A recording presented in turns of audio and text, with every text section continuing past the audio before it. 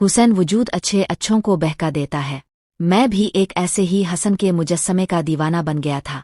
वो हसन की देवी कोई और नहीं बल्कि मेरी मालिका थी, जिसे अगर कोई मर्द एक बार देख ले तो नजरें चुराना मुश्किल हो जाता। मेरा तो फिर कुछ दिन रात का साथ था। 24 घंटे में अपनी मालिका के पास ही होता था।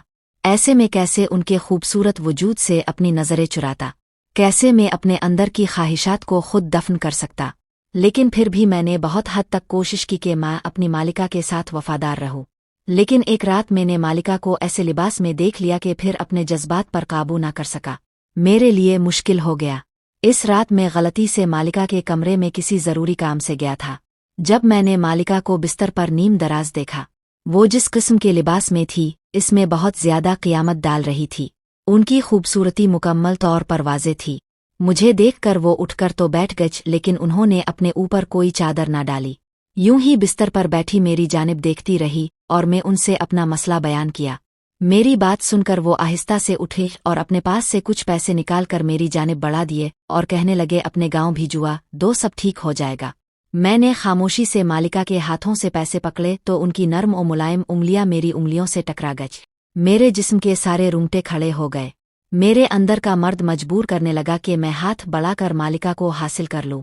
लेकिन मालिका मुझे पैसे देने के बाद दोबारा बिस्तर पर नीम दराज हो गई थी।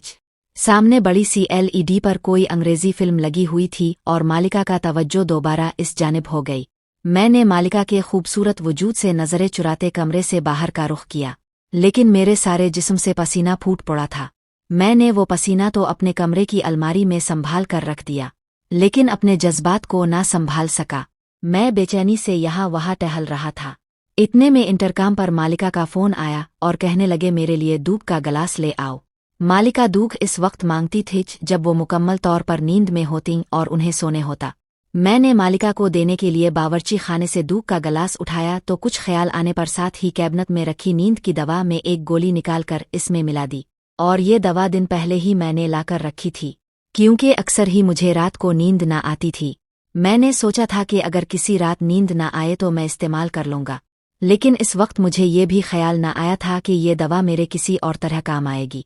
मैंने दूध के गिलास में गोली मिला दी और फिर मालिका के कमरे में पहुंच गया। कहने को मैं सिक्योरिटी गार्ड था, लेकिन इस बंगले में नौकर बहुत कम थे, क्योंकि मालिका अकेली औरत थी। इसलिए मेरी तनख्वाह बढ़ाकर मालिका ने इजाफी काम भी मुझे सौंप दिया था। बावर्ची खाना वगैरह संभालना भी आता था, इसलिए मैंने अपना यूनिफॉर्म की जर्सी उतारकर एक तरफ डाल दी और मालिका के करीब हो गया। जैसे ही मैंने मालिका के बालों में हाथ फेरा और उन्हें सीधा करने की कोशिश की, मेरी तो जान ही निकल गई, क्योंकि मालिका में अपने गांव का सबसे ताकतवर नौजवान लंबा चौड़ा मजबूत था। लेकिन शायद यही मेरी बदकिस्मती थी, क्योंकि मुझे जिससे मोहब्बत थी इसने जैसे मर्द से शादी ना की थी। जब मैंने नईमा के लिए रिश्ता भिजुआ तो इसके घर से साफ इनकार हो गया, और फिर मुझे पता चला कि नईमा ने मेरे लंबे कद की वजह से इनकार किया है, क्योंकि इसकी अपनी हाइट छोटी थी। इसका कहना था मेरे आगे वो बच्ची लगती है, इसलिए वो मुझसे शादी ना करना चाहती थी, और इनकार की ये वजह सुनकर मैं बिल्कुल ही दंग रह गया। मैंने कभी सोचा भी ना था कि मैं अपने जिस लंबे चौड़े बदन पर मुझे नाज है, इस वजह से मुझसे मेरी मोहब्बत छन जाएगी। मैंने नईमा से खुद बात करने की ठानी ना की, और अगले दिन सुबह को जब वो कुनवे के पास पहुंची तो मैं भी इसके पीछे पहुंच गया। मैंने इसे बहुत राजी करने की कोशिश की, लेकिन इसकी अलग ही सोच थी। कहने लगी, मेरी सहेलियां मेरा मजाक बनाती हैं, हमारा कोई जोड़ नहीं। तुम्हारे जैसे लंबे चौड़े आदमी को मैं अपना शौहर ना चुन सकती। मैंने नईमा के सामने अपनी मोहब्बत का इकरार किया, लेकिन वो अपना अटल फैसला सुना चुकी थी। और फिर मुझे 2 दिन बाद पता चला कि मेरे मुकाबले पर इसने एक मुंशी के बेटे को चुना है, क्योंकि वो पैसा वाला भी था और झील भोल में भी एक नॉर्मल मर्द था। नईमा की इस बात ने मेरा दिल ऐसे तोड़ा था कि मैं गांव में रहना मेरे लिए मुश्किल हो गया था। मैंने इसी वक्त अपना सामान बांधा और अम्मा से कहा कि अब मैं शहर जा रहा हूँ, मुझसे अब इस गांव में ना रहा जाएगा। मेरी बात सुनकर अम्मा हैरान हुई। कहने लगे, अपनी जमीनें छोड़कर क्यों जा रहे हो? अब मैं उन्हें क्या बताता कि नईमा का राज मेरे दिल पर कैसा लगा था। अम्मा हरगिज भी मेरे इस फैसले से खुश न थे, क्योंकि मेरा शहर में कोई जानने वाला न था। मैं ज्यादा पढ़ा लिखा भी न था, ना मुझे कोई नौकरी मिल सकती थी। अपनी जमीनें छोड़कर शहर जाना सिख बेवकूफ़ी के सवा और कुछ न था। लेकिन जब दिल टूटा हो तो इंसान कुछ भी कर जाता है। मैंने भी बगैर सोचे समझे सामान उठाया और शहर पहुंच गया। शहर में बहुत अरसा पहले मेरा एक गांव का दोस्त आया था। बस मैं इसी का पत्ता हाथ में पकड़ कर निकला था। जब मैं इसके पास पहुंचा तो इसने मुझे अपने साथ रख लिया। कहने लगा, तो पढ़ा लिखा तो ना है, तेरे पास कोई हुनर भी है, अलबत्ता तेरा ये लंबा चौड़ा कद ही तेरे कुछ काम आ सकता है। मैं तेरे लिए किसी काम की तलाश करता हूँ। और फिर एक हफ्ता ऐसे ही गुजर गया। मैं हिम्मत हार गया, जेब में रखे पैसे भी खत्म हो गए। गांव से अम्मा भी बार बार फोन करके वापस आने का कह रही थीं, और फिर मैं ना चाहते हुए भी मैंने वापसी का इरादा बांध ही लिया कि मेरे दोस्त ने मुझे बताया कि एक अमीर औरत को सिक्योरिटी गार्ड की ज़रूरत है। वो औरत मेरे दोस्त की मैडम थी और इसे कोई ऐसा सिक्योरिटी गार्ड चाहिए था जिसकी जसामत से ही सब खौफजदा हो जाए। मैंने कहा, मुझे तो बंदूक वगैरह चिल्लाना भी ना आती, मैं गांव कड़ाइयों का इस्तेमाल करते थे। वो कहने लगा, मैडम के ज्यादा दुश्मन भी ना है, बस दुनिया दिखावे के लिए ही उन्हें गार्ड रखना है, इसलिए उन्हें ज्यादा चीजें ना देखनी, कल तो मेरे साथ चलना। और फिर मैं अगले ही दिन वहां पहुंच गया। इतना बड़ा अलश बंगला था कि मैं हैरान रह गया।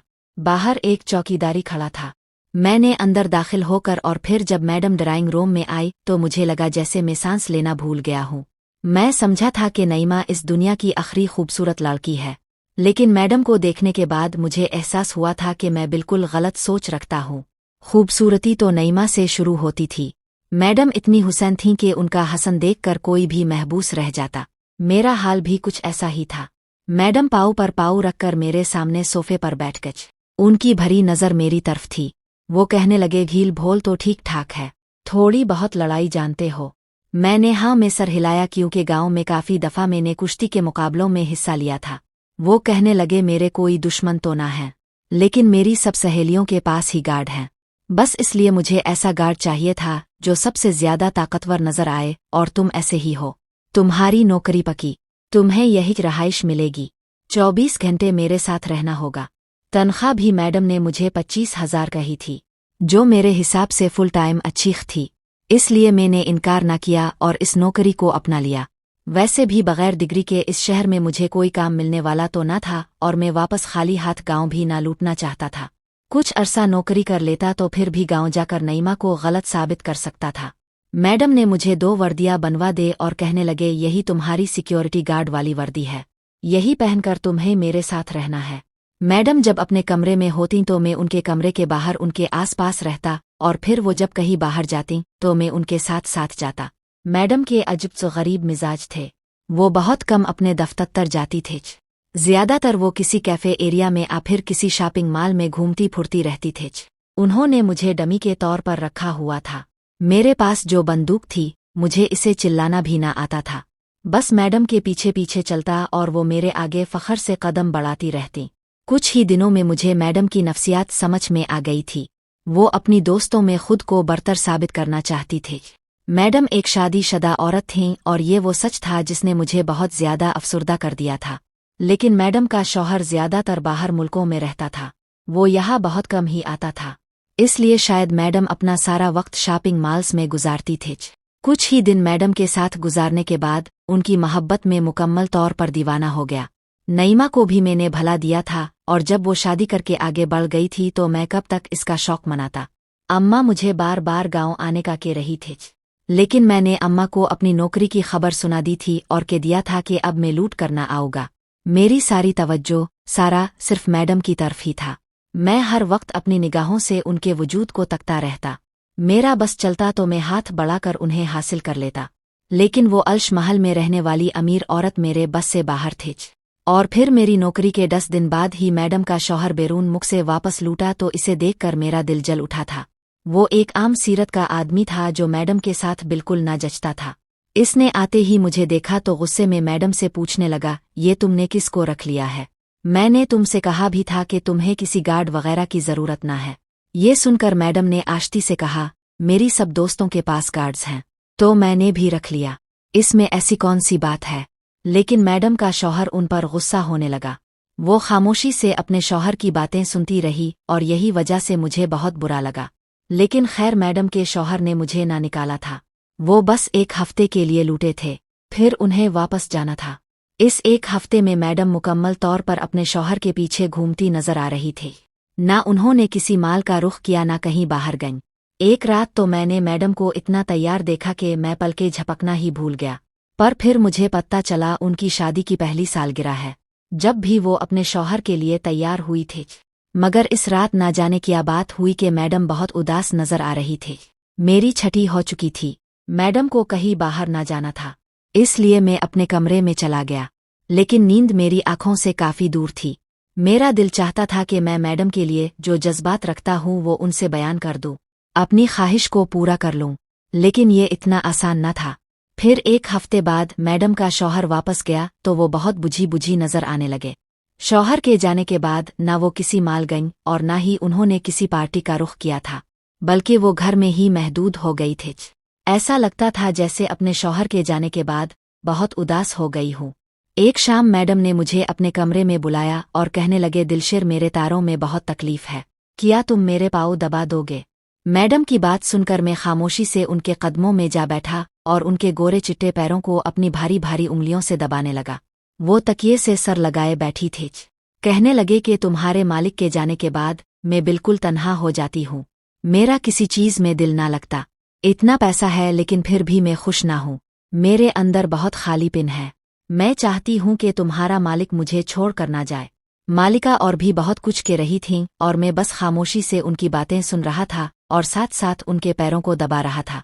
काफी देर तक वो अपने दिल की बातें मुझसे करती रहे। उन्होंने बताया था कि उनकी और मालिक की पसंद की शादी थी, लेकिन अब मालिक का कारोबार इतना मसरूफ हो गए थे कि उन्हें वक्त ही ना दे पाते थे।